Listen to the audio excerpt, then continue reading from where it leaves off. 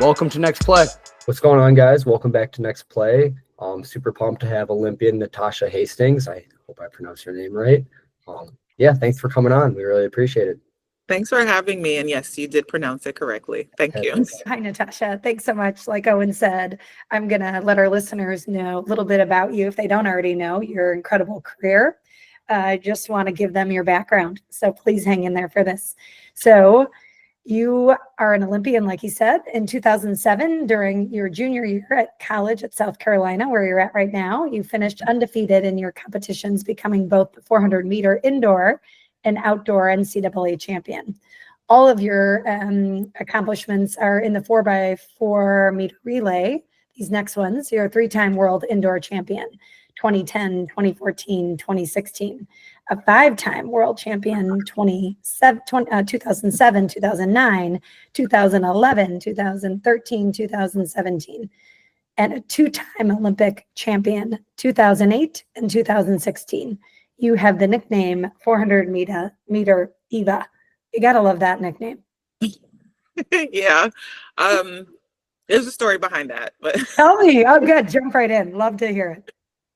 So as you mentioned, I'm here at Carolina, and I actually nicknamed the track team Gamecock Diva. Well, it happened from an interview where the interviewer asked me why I chose to come to Carolina. And I listed off it's a good school, good coach. And, you know, the girls, for lack of a better word, they're divas. So we were at Penn Relays and the headline, it was like in big print, Gamecock Divas return to Penn Relays or Philadelphia or something like that.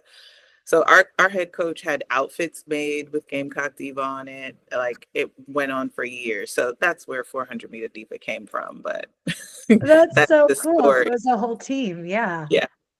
I got it. And then followed you through your career.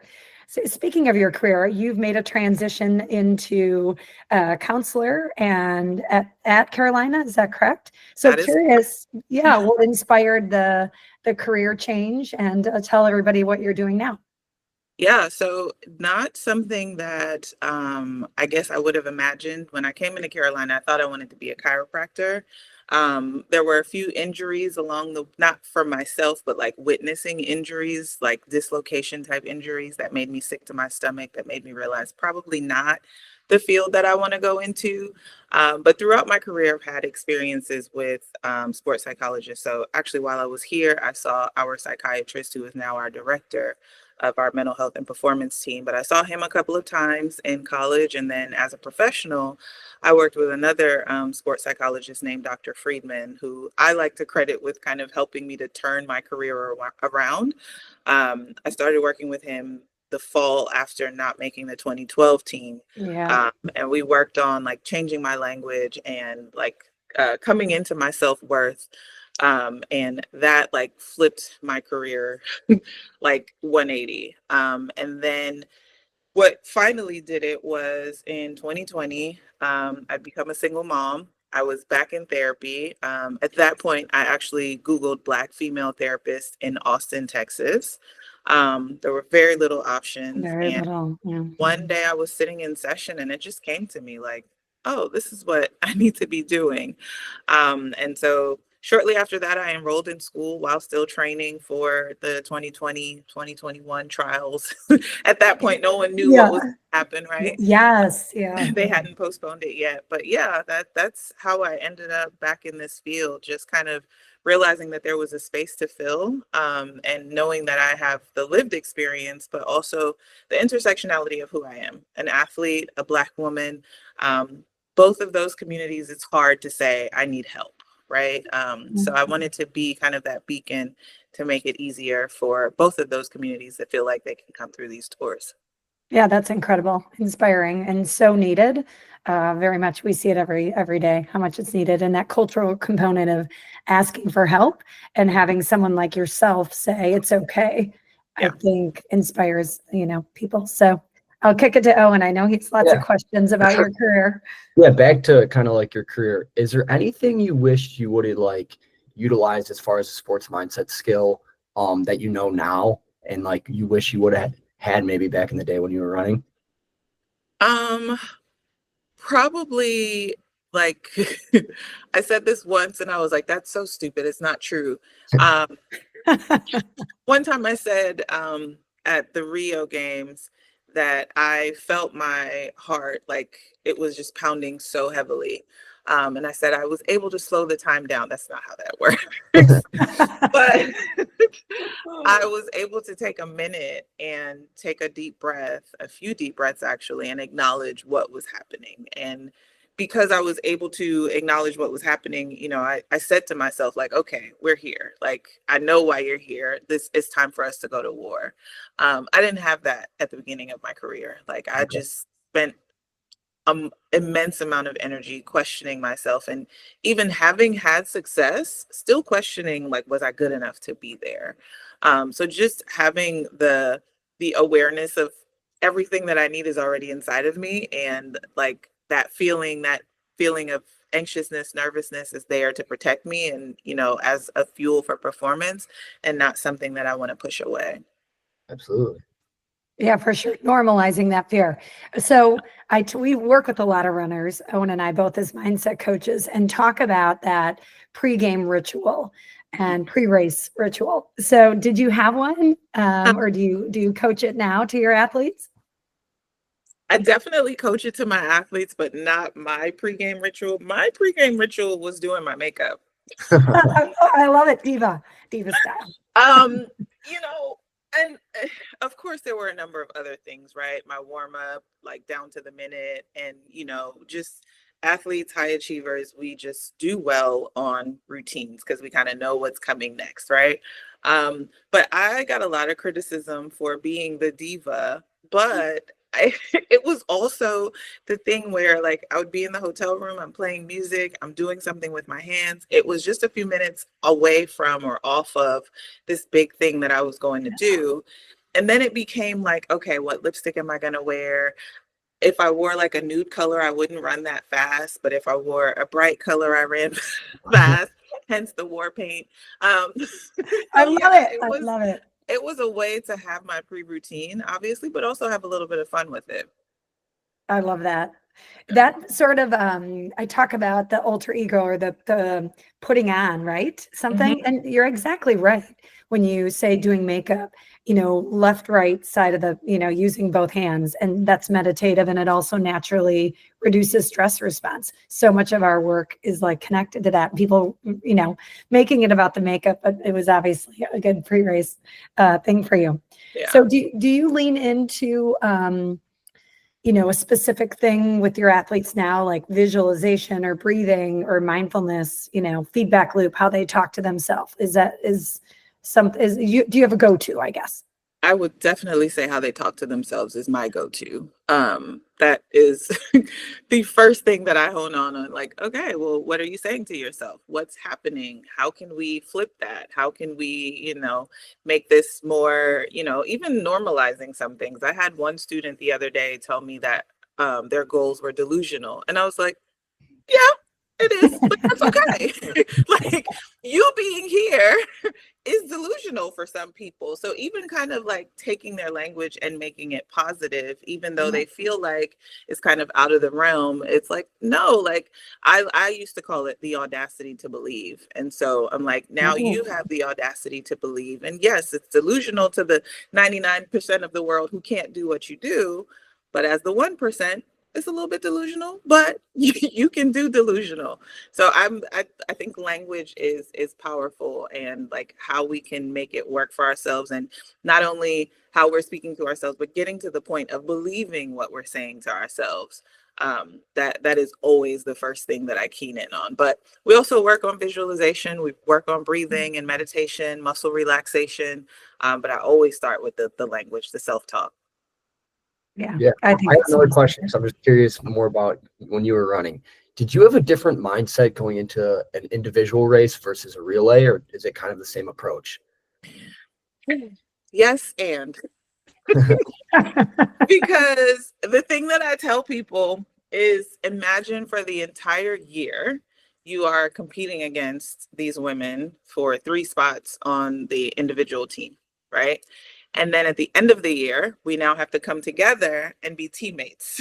I haven't thought about that. Yeah. that made for a True. very interesting dynamic that, in that sense, yes, it was different. But my alter ego when I was competing, I was a lion. I'm a Leo, and the female lion hunts. So I was a Love it. lioness out to hunt. And I brought it both individually and relay. Okay. All right. I love that. When I would, I run marathons. When I'm delusional, literally delusional, the last, 6, I would always have this like pack of lions running with me in my head. And I'm like, I actually feel like I feel them with me, to get Yeah. me through, Yep. I love that. That's cool.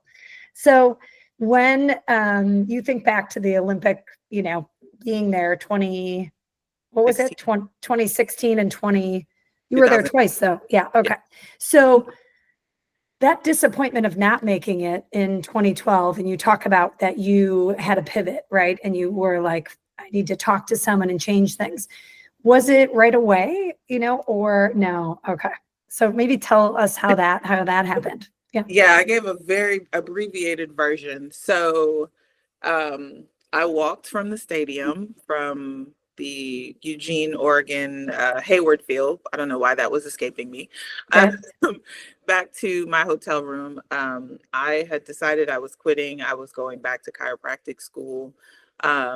My mom, my coach, everyone kind of gave me the space to be upset and kind of process whatever it was that I needed to feel. And then when I got back to Texas, which is where I was training at the time, I had a conversation with my mom, and she said to me, when I see you out on the track, you look like you don't believe that you belong to be out there. And I was like, Mm. no, it's not true. I'm fine, you know. But as fate would have it, Dr. Friedman, who I mentioned earlier, actually went up to my mom at the trials and told her that he had been watching me over the years and he thought I had a lot of potential, but he could see I wasn't tapping into it. He'd love to work with me, gave her my phone number. So in that conversation with my mom, she gave me his information. She said, do with it what you want to, but I met this gentleman. This is what he said. Here's his number. So a couple weeks later, I did finally use the phone number. So there's a couple of things in the story that I like to highlight. For one, I needed the time to be upset. I needed the Yeah. time to be pissed off because yes, I wanted to be on the Olympic team. I was 26. For me, that was the time that I felt like if there's any time to make the Olympic team, I'm at my prime, right? So I Yeah. needed that time to be upset. But then it was also my mom who was the one that said, you need help and it's okay for you to need help. Had it not been my mom to be the one to say that, I don't know that I would have made that choice. And everyone is different, but I say that to say, however you get through the door, hopefully you have that community that, is willing to push you or believe in you when you don't have the belief in yourself. But, or you yourself can say, hey, I think I need help and ask for help that way. But that's how I got with Dr. Friedman. And, we started that fall. So probably September or October. And we worked together every week up until June through the US Nationals that next year, 2013. Oh, that's so cool. Yeah. Nice. Takes, go ahead. Oh, do you have another question? I Yeah, I have was gonna say, a million. Yeah. that takes a lot of mental toughness to reach out. You know what I mean? And we always ask all of our podcast guests, do you have a definition for mental toughness if you had it come up with your own? I don't know that I have a definition because I have what's the word? I feel like there's a misconception of what toughness is. Yeah. For me, I think it was changing my language, but it was also changing my relationship with failure, right? Failure is not the end all be all. It happens, but it's how you come back from the failure. Can you learn from that failure and come back? So to me, mental toughness is having the psychological flexibility, the emotional flexibility, right? That when you hit the hard times that you stay in it and stay in it long enough to come back. So I don't know. No, I love that. I mean, yeah, go ahead. I was gonna say, Yeah, I think that for me is what mental toughness is. It's understanding that there are going to be valleys. How do you come out of them? Yeah, that is. I agree with you. Even the way you talked about fear and normalizing fear, that's something that's changed, right? Generationally, it was be fearless, and then that really messed with a lot of people that were showing up and feeling like that, something was wrong with them, that they had this, anxiety, before they performed. And I'm like, no, that's normal, for that to show up. So I agree with that. Did you have any mantras that you used? I don't really think so. There No? were a Yeah. couple of Yep. scriptures that I would say to myself, but not necessarily a Okay. mantra. Yeah. Okay. Well, in the 400 meter, right? First of all, what was your best time? 49.84. Oh, Sydney ran. Can we talk about, because I'm watching the World Championships right now. Yes, we can talk about anything you want. Let's do Sydney it. just ran 48.29 in the semifinals today, or it's tomorrow in Japan, but set the American record, smashed it. Like, once upon a time, I was top 10 in the world all time. Now I'm like way down the list. They're running so fast right So now. fast. Everyone gets better and better. We had Better Masai, and better and yeah, better. we had Yes. Masai Russell on the Yeah. podcast, and I just can't believe these times. Like Insane. they're insane. Yes, especially the women, which I love, because women in sports right now is just Crushing. to the moon. But the women are just killing the record books right now.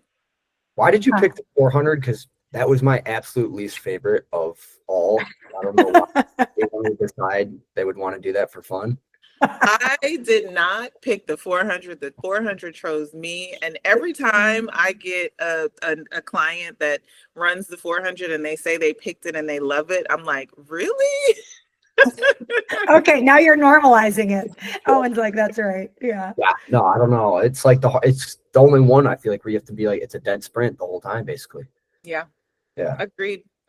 And I think the 800 is in a lot of ways they're running Equally. like a sprint too. So Yeah. Did you have to do the 800?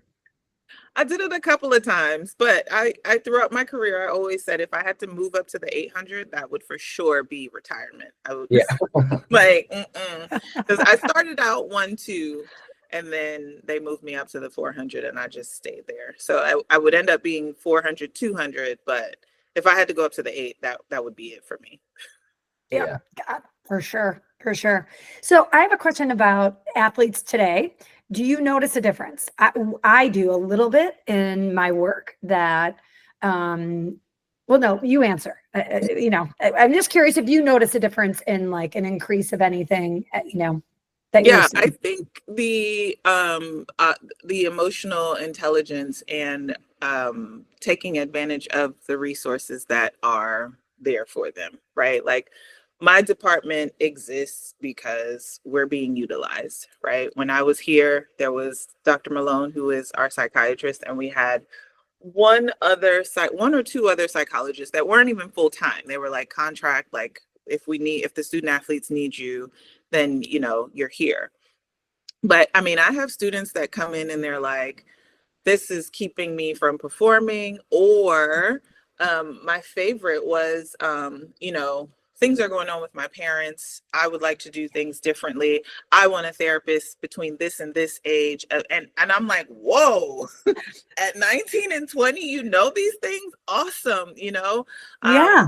Even some of the things that they come in and they tell me that they're doing, whether, they have the awareness that like, writing things down instead of putting it in their phone. I'm like, there's actually a connection to you writing as opposed to doing everything digitally, or, already having the breathing techniques. It blows my mind how much they already knew or know rather, because if I knew that at 15, 16, 17, or even in college, I don't want to imagine, or I would like to imagine, but Yeah. it is really cool to see, that they really come in with a base knowledge that is advanced, and they take advantage of it. Oh, I love that answer. I've seen more perfectionism, but you're right, that emotional intelligence is higher. So I think that gives more room, for them to I be able with you to. on the perfectionism, but I don't know. And see, this is where I don't know if that's a new thing or if, A social media thing, like a yeah, word. Yeah. Yeah. yeah. And I say that because for me personally speaking, I always surrounded myself with people that were high achieving or trying to do similar things, right? And so I think back to a conversation one time I was at practice, and I was a pro, but one of my training partners said that his goal was just to make it to the Olympic trials. And my training partner and I looked at each other. He's the silver medalist 2012 400 hurdles, Michael Tinsley. We Yeah. looked at each other and we said, just make it to the trials. Like, if we don't make the team, that's a failure. And I had to realize that's where my saying, the audacity to believe came from. Like, if I had a friend once ask me, what if it doesn't work out? And I put her on ice for the year because Oh, I knew that I couldn't afford to have that kind of language around yeah. me because Yeah. I couldn't crack like that. Right. And Yeah. so I think my lens was that I was around people that perfectionism or having a high standard, that I don't know that it's something that I feel like is a new trend. I definitely recognize it more easily now. But I think I was delusional in that I was in this Yeah. world that like there just was no other alternative. Like, I'm making the team, I'm getting on the podium, like that's just it. So yeah, that Yeah. Well, I, it I, works. my I, toxic upbringing. Yeah. I yeah. love it. I love it. I have another question. So obviously, like when we talk to our college pro athletes, like you get to a point where everyone's good, everyone's fast. It's not like high school. How much do you think like the mindset when you get to that level really, plays a factor in your success? I think it's 98% of the game. Yeah. I think it's 98% of the game. You said it spot on, right? Like everyone, let me not say everyone, but most people, they're like, most D1 athletes will say they're state champion, they're star athlete from where they came from. And then they get to college and it's like everyone is this close in the talent pool. And Yep. then if you make it to pros, like everyone is this close in the talent pool. So it's I think that it is 98% the mental. I mean, thinking back to myself, there's no one that you would have told me works harder than me. Like, I didn't feel like I had a good workout unless it ended in me vomiting, right? Like pushing myself to those limits to then get to the track meet and not be able to perform. That's 100% my head, Yeah. right? Yeah. So I think, it is definitely 98% mental. Yeah. Love it. Do you still have it, by the way? Do you still got it? Got what? You got your running game. Do you get out there with them? Do you get out there and I do not get out there. And let me tell you something. I have a 6-year-old that I am getting back into training because when he runs away and I actually have to like pick it up to get to him, he gets it on us. So they're humbling? The boys, they are yeah. humbling. I think Owen puked a couple times with the summer workouts. You want to share? Yeah. I'm not a big runner, but my mom loves to text a bunch of college kids that we need to go on a run, and it's on a Sunday after a night out, and it never goes well. But yeah, But you do it. yeah, And they're always quarter repeats. So we've had a couple. yeah. I know. I'm Why not? sorry. Yeah. Come on, be on my side as a mom. If you had Natasha, if you had to lace up the spikes today and run 400, what do you think you could get? Like say you had one day and you gotta go, dude. I'd probably give you a mean 65 to 70 seconds. All right. I think you could beat that. I take the under. I take the under. And all the things. Yeah. Yeah. I take I the do under. more weightlifting and walking now than running, but yeah, I have this joke that I ran so that I can walk. Yep. Oh, I love that. I love flipping it. So is it still the Gamecock Divas today? I don't hear them use it as Okay. often. They can get their own name. Yeah, my generation and the older generations, and there's a new coach now. He's been here 2 years now. So he's kind of bringing in his own traditions. But yes, I don't hear them using that too often. Okay, well, it's yours. Feels like it's yours. My last question is, What's the impact you want to make, in this new role? What's the impact you want to make? Uh, I would say, you know, helping athletes to, I guess what I said earlier, understanding that they have everything that they need. Like just being aware of it, and then having the awareness to utilize whatever that is. That's hopefully what I can leave behind. And like tough times, they come, but champions are made from bouncing back. I also like to say I don't have my wins without having my losses. So being able to come back from hard times, and do it fashionably, hopefully. No, I'm just kidding. Not really. We're all about the swag over here. Yeah. Internal and external. Yeah. That's a great answer. You gave me the chills multiple times, and your answers were so genuine, authentic. And my guess is you are making that impact already. So thank you for your work and what you're doing, and for being on the podcast, because it's you talking about it is so important, with your success, and now, being a counselor as well. You're an LPC currently, Natasha? Yeah. Yeah. LPCA. Yeah. Hopefully by the end of the year, I'll be fully licensed. Yeah. That's amazing. I love it. Well, thanks again. And Owen, did you have anything else to say? I know Oh, he that could was talk all. about running all day. Conversation.